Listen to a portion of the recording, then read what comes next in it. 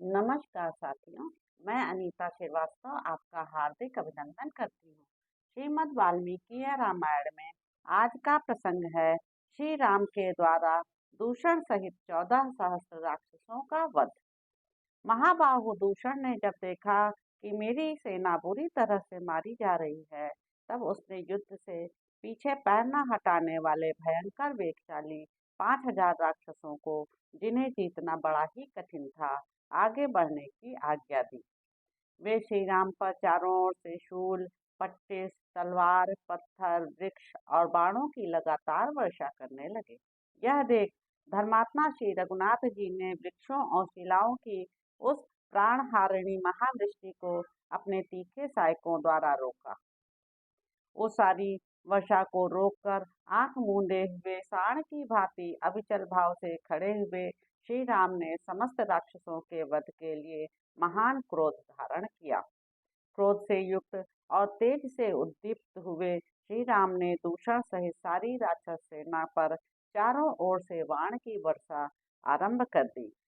इससे शत्रुदूषण सेनापति दूषण को बड़ा क्रोध हुआ और उसने वज्र के समान बाणों से श्री रामचंद्र जी को रोका।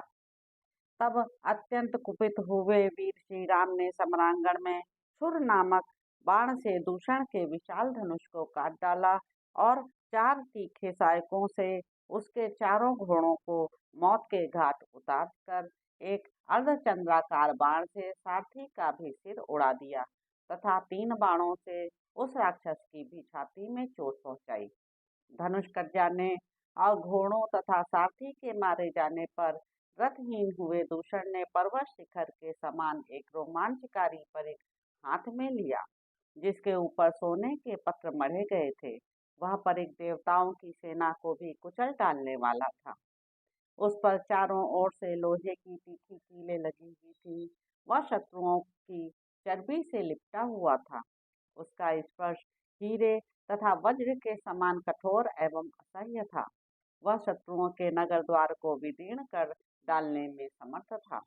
रणभूमि में बहुत बड़े सर्प के समान भयंकर उस परिघ को हाथ में लेकर वह क्रूरकर्मा निशाचर दूषण श्री राम पर टूट पड़ा।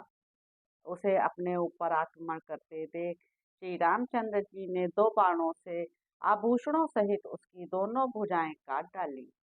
युद्ध के मुहाने पर जिसकी दोनों भुजाएं कट गई थीं, उस दूषण के हाथ से खिसक कर वह विशालकाय परिघ इंद्रध्वज के समान सामने गिर पड़ा। जैसे दोनों दांत उखाड़ लिए जाने पर महामनस्वी गजराज उनके साथ ही धाराशाही हो जाता है, उसी प्रकार कटकर गिरी हुई अपनी भुजाओं के साथ दूषण भी पृथ्वी पर गिर पड़ा। रणभूमि में मारे गए दूषण को धाराशाही हुआ देख समस्त प्राणियों ने साधु साधु कहकर भगवान श्री राम की प्रशंसा की। इसी समय सेना के आगे चलने वाले महाकपाल, स्थूलाक्ष और महाबली प्रमाथी, ये 3 राक्षस कुपित हो मौत के फंदे में फंसकर संगठित रूप से श्री रामचंद्र जी के ऊपर टूट पड़े। राक्षस महाकपाल ने एक विशाल शूल उठाया, स्थूलाक्ष ने पट्टिस हाथ में लिया और प्रमाथी ने फरसा संभालकर आक्रमण किया। उन तीनों को अपनी ओर आते देख भगवान श्री राम ने तीखे अग्रभाग वाले पैने सहायकों द्वारा द्वार पर आए हुए अतिथियों के समान उनका स्वागत किया। श्री रघुनंदन ने महाकपाल का सिर एवं कपाल उड़ा दिया, प्रमाथी को असंख्य बाण समूहों से मथ डाला और स्थूलाक्ष की स्थूल आंखों को सहायकों से भर दिया। तीनों अग्रगामी सैनिकों का वह समूह अनेक शाखा वाले विशाल वृक्ष की भांति पृथ्वी पर गिर पड़ा। तदंतर श्री रामचंद्र जी ने कुपित हो दूषण के अनुयायी 5,000 राक्षसों को उतने ही बाणों का निशाना बनाकर क्षण भर में यमलोक पहुंचा दिया। दूषण और उसके अनुयायी मारे गए, यह सुनकर खर को बड़ा क्रोध हुआ। उसने अपने महाबली सेनापतियों को आज्ञा दी, वीरों, यह दूषण अपने सेवकों सहित युद्ध में मार डाला गया। अतः अब तुम सभी राक्षस बहुत बड़ी सेना के साथ धावा करके इस दुष्ट मनुष्य राम के साथ युद्ध करो और नाना प्रकार के शस्त्रों द्वारा इसका वध कर डालो। ऐसा कहकर कुपित हुए खर ने श्री राम पर ही धावा किया। साथ ही केनगामी, पृथुग्रीव, यज्ञशत्रु, विहंगम, दुर्जय, करविराक्ष, परुष, कालकारमुख, हेममाली, महामाली, सर्पास्य तथा रुधिरासन, ये 12 महापराक्रमी सेनापति भी उत्तम बाणों की वर्षा करते हुए अपने सैनिकों के साथ श्री राम पर ही टूट पड़े। तब तेजस्वी श्री राम ने सोने और हीरों से विभूषित अग्नितुल्य तेजस्वी सैनिकों द्वारा उस सेना के बचे खुचे सिपाहियों का भी संहार कर डाला। जैसे वज्र बड़े बड़े वृक्षों को नष्ट कर डालते हैं, उसी प्रकार धूम युक्त अग्नि के समान प्रतीत होने वाले उन सोने की पांख वाले बाणों ने उन समस्त राक्षसों का विनाश कर डाला। उस युद्ध के मुहाने पर श्री राम ने कर्णी नामक 100 बाणों से 100 राक्षसों का और सहस्त्र बाणों से सहस्त्र निशाचरों का एक साथ ही संहार कर डाला। उन बाणों से निशाचरों के कवच, आभूषण और धनुष छिन्न भिन्न हो गए तथा वे खून से लथपथ हो पृथ्वी पर गिर पड़े। कुशों से ढकी हुई विशाल वेदी के समान युद्ध में लोहलुहान होकर गिरे हुए खुले केश वाले राक्षसों से सारी रणभूमि पट गई।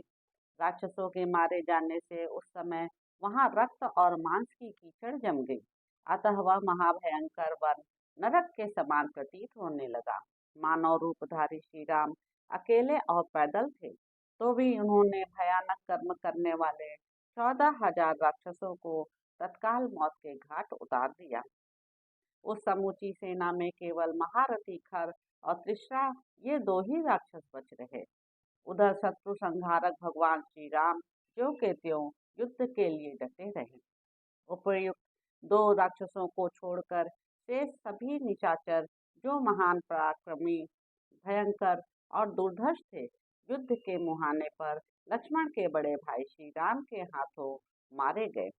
तदंतर महासमर में महाबली श्री राम के द्वारा अपनी भयंकर सेना को मारी गई देख खर एक विशाल रथ के द्वारा श्री राम का सामना करने के लिए आया, मानो वज्रधारी इंद्र ने किसी शत्रु पर आक्रमण किया हो।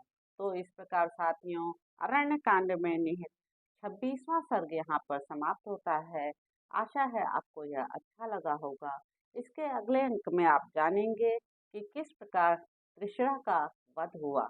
अब आपसे अगले अंक में मुलाकात होगी।